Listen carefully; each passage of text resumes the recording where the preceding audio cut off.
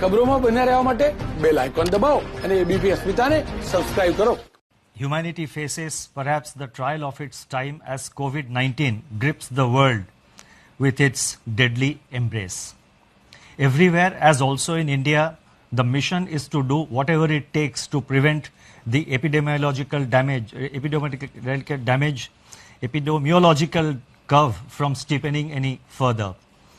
In this kind of an environment, the Reserve Bank of India has been very proactive and has been monitoring the situation very closely. The evolving situation is being monitored very closely, and you would have noticed that from time to time, almost every second day or third day, the Reserve Bank is coming out with certain announcements. Now, in this kind of environment, I thought it was necessary that I speak to a wider audience and convey the resolve of the Reserve Bank of India, our approach, and how we are going forward. Today, I propose to make certain announcements, and the statement is a bit long, as I said last time, because I have tried to make it as self-explanatory as possible, and so that there is adequate clarity, and since we are not able to hold a press conference, the meaning and the details are conveyed to the maximum extent possible. So as I just said, everywhere, as also in India, the mission is to do whatever it takes to prevent the epidemiological curve from steepening any further. Human spirit is ignited by the resolve to overcome the pandemic. It is during our darkest moments that we must focus on the light. As Mahatma Gandhi said in his famous address at Kingsley Hall, London, in October 1931, and I quote Mahatma Gandhi, "In the midst of death, life persists. In the midst of untruth, truth persists. In the midst of darkness, light persists." Before I begin, I wish to place on record our gratitude to all the functionaries and personnel in the government, the private sector, banks, and other financial institutions who risk their lives on a daily basis by going to work or by working from home to fight the pandemic by keeping essential services fully operational. Our deepest appreciation goes out to doctors, healthcare and medical staff, police and law enforcement agencies who are at the front line. In the RBI, I would like to specially commend and thank our team of 150 officers, staff and service providers who are in quarantine away from their families and are at work 24/7 to keep essential services such as currency in circulation, retail and wholesale payments and settlement systems, reserve management, financial markets, liquidity management, financial regulation and supervision, and a host of other services available so that the nation may survive COVID-19. Banks and financial institutions have risen to the occasion and have ensured normal functioning. Their efforts are praiseworthy. I would like to thank my colleagues in the Reserve Bank of India who set aside personal health concerns and joined me in fashioning the array of measures taken by the RBI in the context of COVID-19. I also thank our teams for their intellectual support, analytical work, and logistical arrangements. I would first like to highlight or give our assessment of the current economic situation. Since March 27, 2020, when I spoke to you last, the macroeconomic and financial landscape has deteriorated precipitously in some areas, but light still shines through bravely in some others. On April 14, the IMF released its global growth projections, revealing that in 2020, global economy is expected to plunge into the worst recession since the Great Depression, far worse than what had happened during the global financial crisis. The IMF's economic counselor has named it the Great Lockdown, estimating the cumulative loss to global GDP over 2020 and 21 at around $9 trillion, which is greater than the economies of Japan and Germany combined. Within this downturn, the projections are replete with even sharper declines in output in various countries. India is among the handful of countries that is projected to cling on somewhat tenuously to positive growth at 1.9%. In fact, this is the highest growth rate among the G20 economies as estimated by the IMF. The World Trade Organization sees world merchandise trade contracting by as much as 13 to 32%. I repeat, 13 to 32% in 2020. Global financial markets remain volatile and emerging market economies are grappling with capital flows and volatile exchange rates. Crude oil prices remain in a state of flux despite the agreement on production cuts by OPEC plus countries. For 2021, the IMF projects sizable V-shaped recoveries, close to 9 percentage points for the global GDP. India is expected to post a sharp turnaround and resume its pre-COVID, pre-slowdown trajectory by growing at 7.4% in 2021-22. Over the last 3 weeks, there have been a few data releases on domestic developments, but they are too disjointed to allow a comprehensive assessment of the state of economy. Yet, there are a few slivers of brightness among the encircling gloom. In my statement of March 27, I had referred to continuing resilience of agriculture and allied activities on the back of all-time highs in production of food grains and horticulture, with huge buffer stocks of rice and wheat far in excess of the buffer norms. By April 10, pre-monsoon Kharif sowing had begun strongly, with acres of paddy, which as you know is the principal Kharif crop, up by 37% in comparison with the last season, that is in comparison with the Kharif of 2019. States such as West Bengal, Telangana, Odisha, Assam, Karnataka and Chhattisgarh are leading in sowing activity despite the lockdown. On April 15, the India Meteorological Department IMD forecast a normal southwest monsoon for 2020 season, with rainfall expected to be 100% of the long period average. These are early developments and they bode well for our rural demand, supported as they are by accelerating fertilizer production, which was noticed up to February 2020. The robust growth of 21.3% in tractor sales up to February 2020 as against a contraction of 0.5% in the corresponding period of the previous year may provide an offset to farm labor shortage on account of the lockdown. In other production sectors, the situation is more somber. On April 9, the Index of Industrial Production for February was released, showing that industrial output accelerated to its highest rate in 7 months. The impact of COVID-19 is not yet captured in these prints. So therefore, there is no reason to get misled by the IIP data which was released up to February, because the impact of COVID-19 comes thereafter.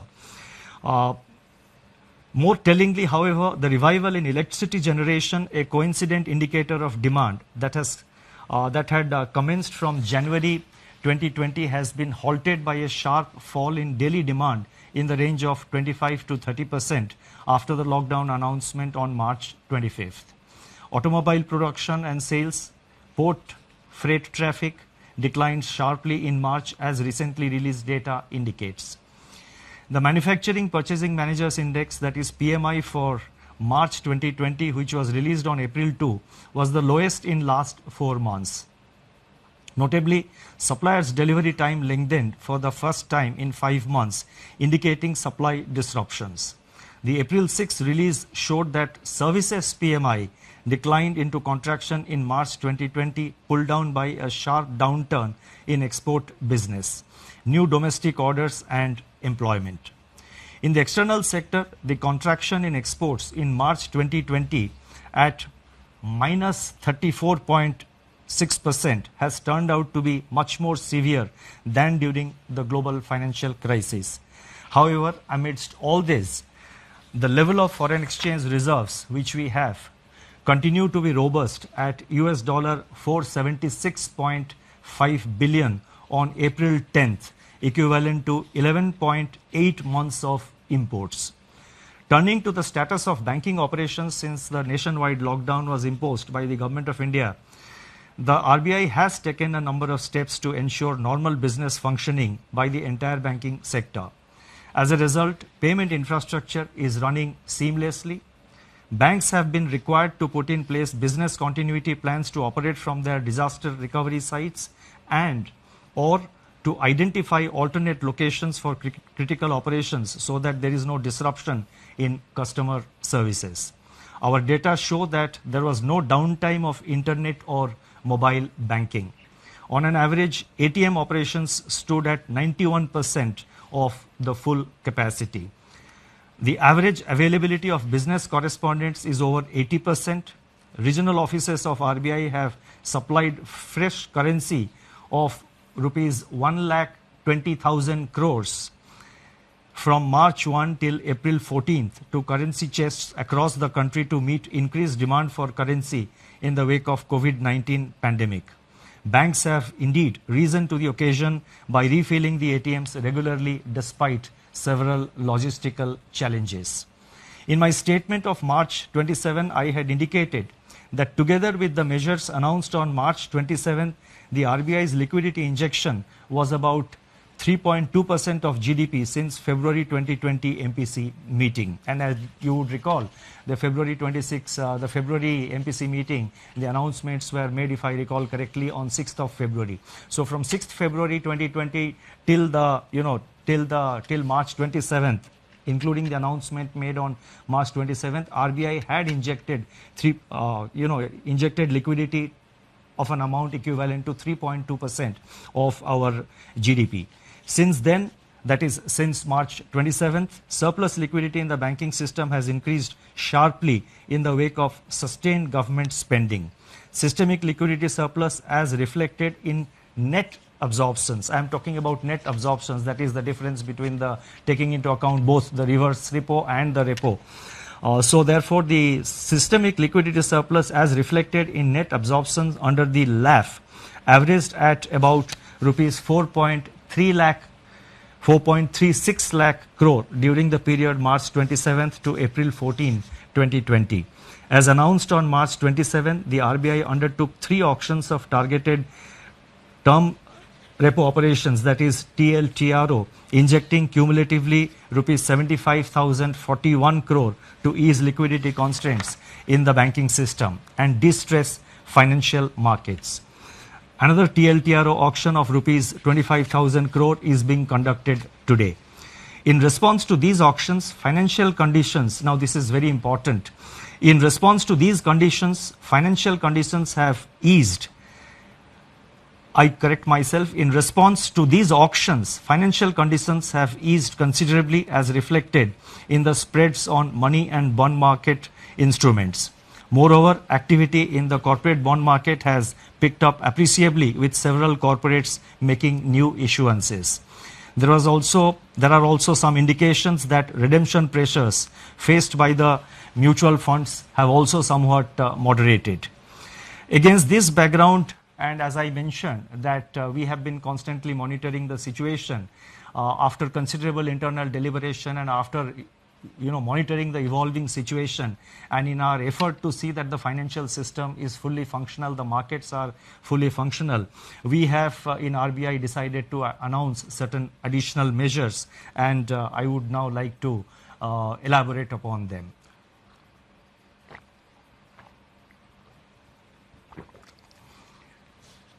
Against this backdrop and based on our continuing assessment of the macroeconomic situation and financial market conditions, we propose to take further measures with the following objectives. 1, to maintain adequate liquidity in the system and its constituents in the face of COVID-19 related dislocations. 2, facilitate and incentivize bank credit flows. 3, ease the financial stress. And 4, enable the formal functioning of markets. The first set of measures relate to liquidity management. The RBI has moved in a calibrated fashion to ensure conducive financial conditions and normalcy in the functioning of financial markets and institutions. The initial efforts to provide adequate system-level liquidity are reflected in sizable net absorptions under the reverse repo operations. With this achieved, the RBI has undertaken measures to target liquidity provision to sectors and entities which are experiencing liquidity constraints and or hindrances to market access. That is, they have a difficulty in accessing the market and they have difficulty of having adequate liquidity with them. LTROs, that is long-term repo operations, which we have undertaken. So these were meant to ensure adequate liquidity at longer end of the curve, longer end of the yield curve. Exemptions from the cash reserve ratio for equivalent incremental credit disbursed by banks as loans in certain select areas and targeted LTROs or TLTROs fall in this category. In this category or in this class and sector specific measures. It is observed that deployment of TLTRO funds so far has largely been to bonds issued by public sector entities and large corporates, especially in primary issuances. The disruptions caused by COVID-19 have, however, more severely impacted small and mid-sized corporates, including NBFCs and MFIs, in terms of their access to liquidity. So we have therefore decided to undertake what we call TLTRO operations 2, that is TLTRO 2.0. Accordingly, it has been decided to conduct targeted long-term repo operations TLTRO 2.0 for an aggregate amount of rupees 50,000 crore to begin with. Please mark my words, rupees 50,000 crore to begin with in tranches of appropriate sizes. Based on our assessment of the evolving situation and based on the pattern of utilization of this 50,000 crore by the market and in the market, it is always open for RBI to step up this amount beyond 50,000 crores as per requirement or as may be necessary to see that various segments of the market, various segments of the MFIs, the NBFCs and other institutions in terms of liquidity, they remain well lubricated. The funds availed by the banks under TLTRO 2.0 should be invested in investment grade bonds, commercial paper and non-convertible debentures of NBFCs with at least 50% of the total amount availed going to small and mid-sized NBFCs and MFIs. So therefore the emphasis will be to see that there is adequate flow to the mid-size and the small NBFCs as well as to the MFIs. The guidelines in this regard will spell out the relevant details. These investments have to be made within 1 month of the availment of liquidity from RBI, as in the case of the earlier TLTRO auctions, which have been conducted so far. Investments made by banks under this facility will be classified as held to maturity, HTM, even in excess of 25% of total investment permitted to be included in HTM portfolio. Exposures under this facility are also not to be reckoned under the large exposure framework, and the notification for TLTRO 2.0 auction will be issued today. The next announcement relates to refinancing facilities for all India financial institutions like NABARD, SIDBI and the National Housing Bank. All India financial institutions such as NABARD, SIDBI and National Housing Bank play an important role in meeting the long-term funding requirements of agriculture and the rural sector, small industries, housing finance companies, MFIs and NBFCs.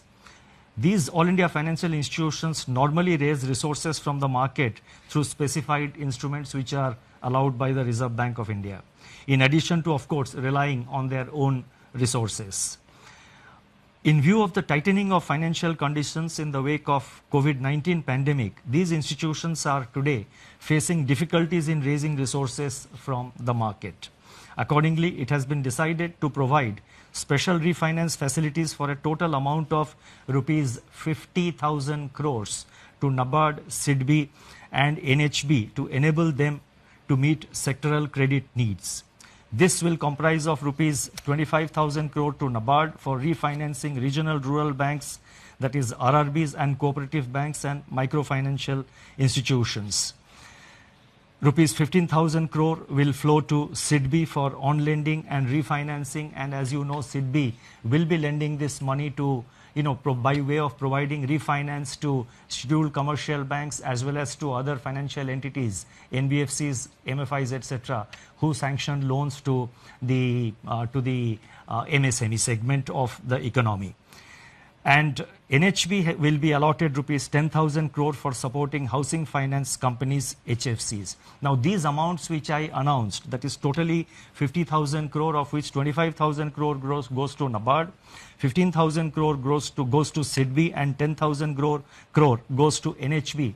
These amounts have been determined and decided in consultation with these institutions. Should there be additional requirement by these institutions, and again, depending on and based on the actual utilization of resources provided, funds provided by the liquidity provided by the RBI, if there is a further requirement, the RBI will assess the situation, review it, and take further measures to step up this level of liquidity support.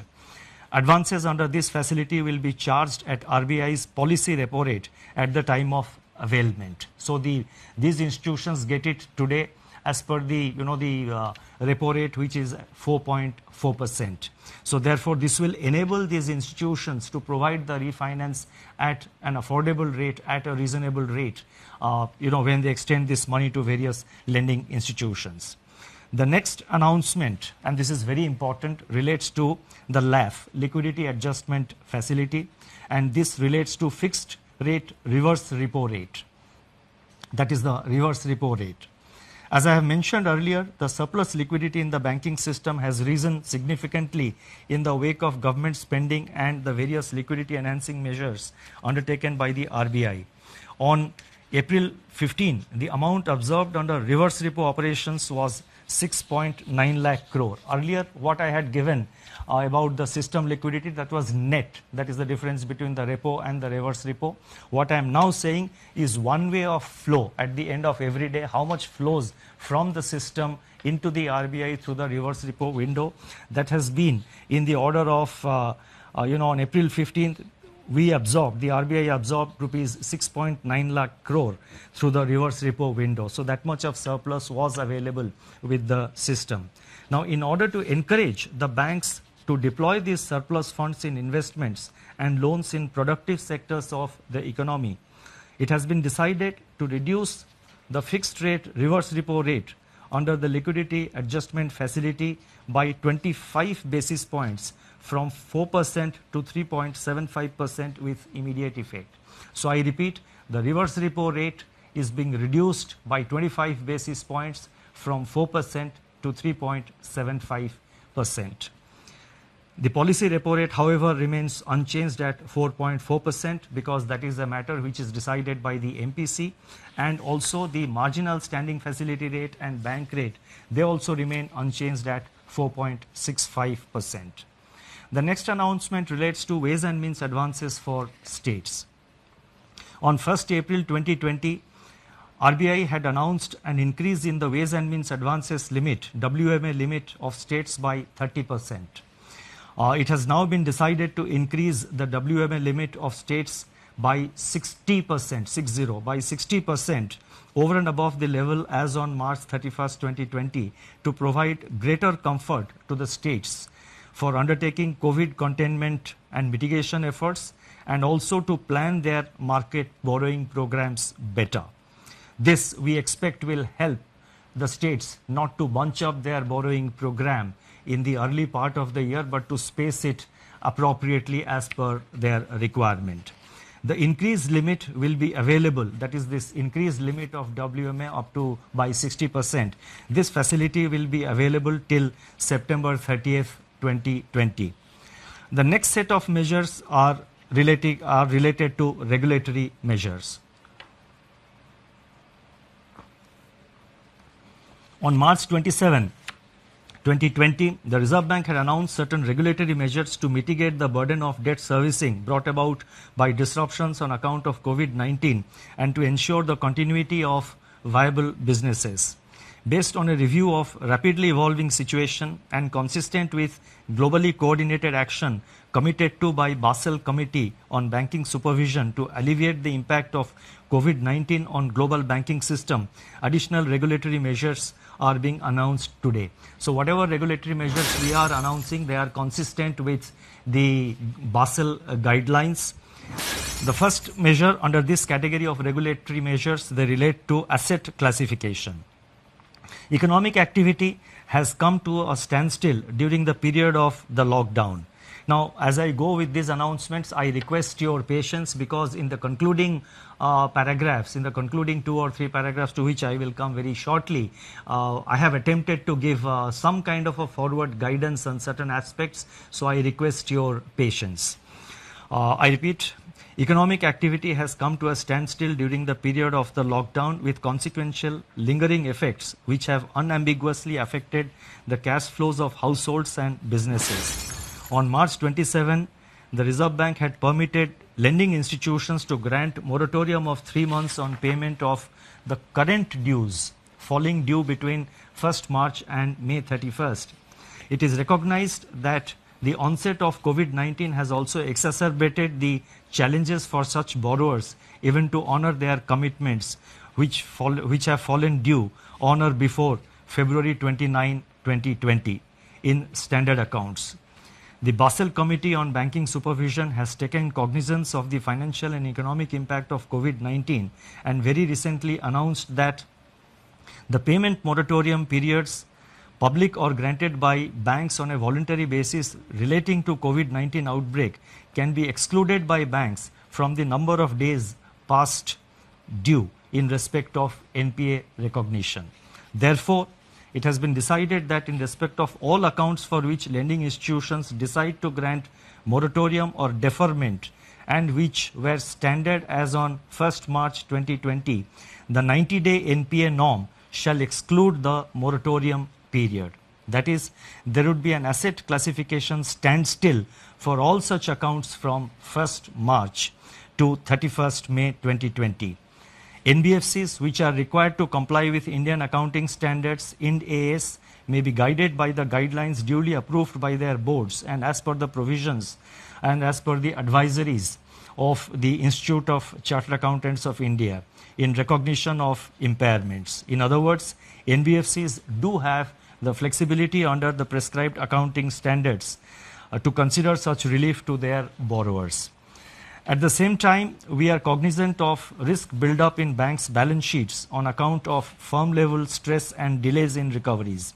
With the objective of ensuring that banks maintain sufficient buffers and remain adequately provisioned to meet future challenges, they will have to maintain a higher provision of 10% on all such accounts under the standstill, spread over 2 quarters. That is March, that is the quarter ending March 2020 and June 2020. These provisions can be adjusted later on against the provisioning requirements for actual slippages in such accounts. You see, while we are announcing certain forbearances, etc., for the banks, Reserve Bank, as the regulator of the banking system, has to ensure that our banks remain financially healthy over a period of time and in the long term. So therefore, while announcing certain prudential relaxations, we have to necessarily see that the banking system also remains healthy. So therefore, we have required them to make certain provisions, and in any case, we are saying that these provisions can be adjusted later on against provisioning requirements for actual slippages. So only if the slippage doesn't arise, then the banks have adequate flexibility to sort of appropriately deal with it in their accounts. The next announcement relates to extension of resolution timeline. Under RBI's Prudential Framework of Resolution of Stressed Assets, dated June 7, 2019, in the case of large accounts under default, scheduled commercial banks, all India financial institutions, NBFCs which are non-deposit taking but systemically important, and deposit taking NBFCs are currently required to hold an additional provision of 20% if a resolution plan has not been completed within 210 days from the date of such default.